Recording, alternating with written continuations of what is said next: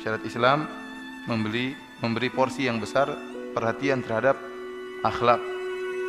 Karenanya dalam Al-Qur'an, dalam hadis-hadis Nabi sallallahu alaihi wasallam banyak dalil yang menunjukkan akan keutamaan akhlak yang mulia. Contohnya seperti sabda Nabi sallallahu alaihi wasallam, "Laisa syai'un athqalu fil mizan min husnil khuluq." Tidak ada suatu pun yang lebih berat di timbangan pada akhirat kelak yang lebih berat daripada akhlak yang mulia. Artinya apa? Akhlak mulia kalau diletakkan di atas timbangan kebaikan maka sangat berat. Sangat berat. Kemudian juga misalnya dalam hadis yang lain kata Nabi sallallahu alaihi wasallam, "Innar rajula la yudriku bi husni khuluqihi darajatas shaim al-qaim." Sungguhnya seorang dengan akhlaknya yang mulia bisa menggapai kedudukan seorang yang senantiasa salat malam dan senantiasa puasa sunnah. Artinya ada seorang yang dia jarang puasa sunnah atau tidak puasa sunnah dan tidak melaksanakan salat qiyamul lail, tetapi dia memiliki akhlak yang mulia. Maka orang ini dengan akhlak yang mulianya bisa mencapai derajat orang yang senantiasa salat malam dan senantiasa puasa sunnah. Kenapa? Akhlaknya yang mulia. Kemudian juga dalam hadis Nabi sallallahu alaihi wasallam mengatakan, "Aqrabukum minni majlisan yaumal qiyamah ahasinukum akhlaqa." Kata Nabi sallallahu alaihi wasallam, orang yang paling dekat denganku pada hari kiamat kelak adalah yang paling baik akhlaknya di antara kalian. Jadi akhlak barometer di kedudukan di surga adalah akhlak yang mulia. Kemudian kata Nabi sallallahu alaihi wasallam, "Al-muwatti'una aknafan alladzina ya'lafun wa yu'lafun." Yaitu orang-orang yang membentangkan pundak-pundak mereka, tangan-tangan mereka, yang mereka mudah untuk bergaul dan mudah untuk diajak bergaul. Para hadirin yang dirahmati oleh Allah Subhanahu wa taala, oleh karenanya akhlak mulia bukanlah perkara yang sepele, tetapi perkara yang sangat diperhatikan oleh syariat, ya. Sebaliknya orang yang akhlaknya buruk, ya, maka sangat rendah di hadapan syariat. Oleh karenanya Nabi sallallahu alaihi wasallam contohnya pernah bersabda, "Inna syarran nasi manzilatan 'indallahi yaumal qiyamah man tarakahun nas ittiqa'a syarrihi."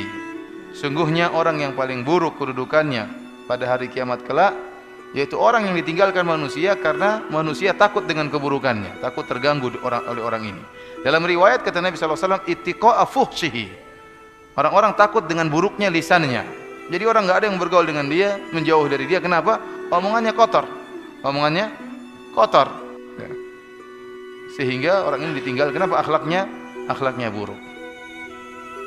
Para hadirin dan hadirat yang dirahmati Allah Subhanahu wa taala, dan merupakan ciri khas dakwah Ahlus Sunnah wal Jamaah adalah dakwah yang perhatikan dua perkara, yaitu masalah tauhid dan masalah akhlak.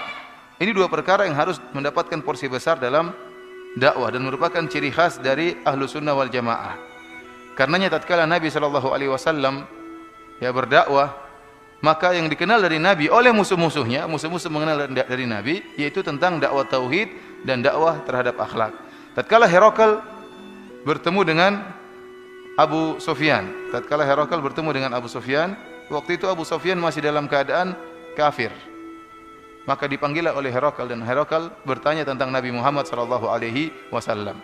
Di antara pertanyaan-pertanyaan yang disampaikan oleh Herakl kepada Abu Sufyan, "Wa madza ya'murukum?" Apa sih yang diperintahkan Muhammad kepada kalian? Sekarang Herakl ingin mengenal dakwah Nabi Muhammad sallallahu alaihi wasallam, mengenalnya dari musuh-musuhnya, dari Abu Sufyan. "Madza ya'murukum?" Apa yang diperintahkan Muhammad kepada kalian? Maka Abu Sufyan mengatakan, "Qal u'budullaha wa la tusyriku bihi syai'a wa atruku ma qala aba'ukum."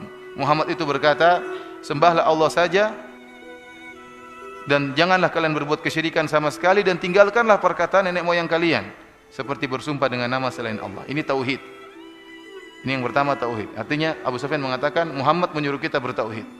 Yang kedua, kata Abu Sufyan, "Wa kana ya'muruna bis-silah wal afaf was-sidq."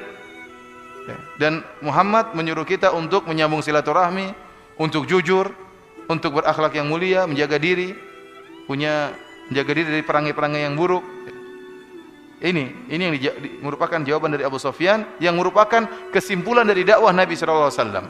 Kesimpulannya ada dua perkara. Yang pertama adalah tauhid, yang kedua adalah akhlak yang mulia.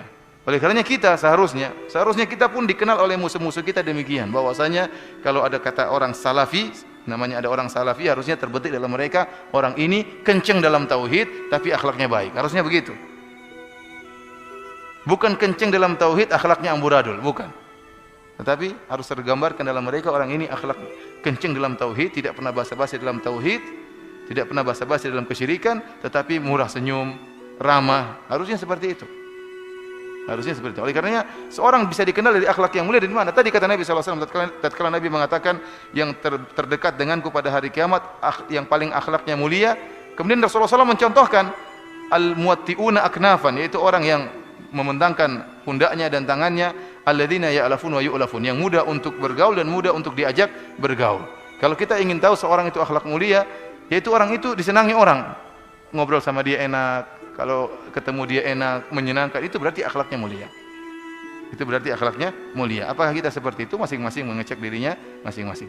Para hadirin dan hadirat yang dirahmati Allah Subhanahu wa taala, karenanya pembahasan akhlak adalah pembahasan yang penting, ya. Hadis-hadis tentang akhlak sangatlah banyak. Cukuplah kitab Riyadhus Shalihin sebagai bukti. Barang siapa buka kitab Riyadhus Shalihin, isinya hadis-hadis Nabi tentang akhlak.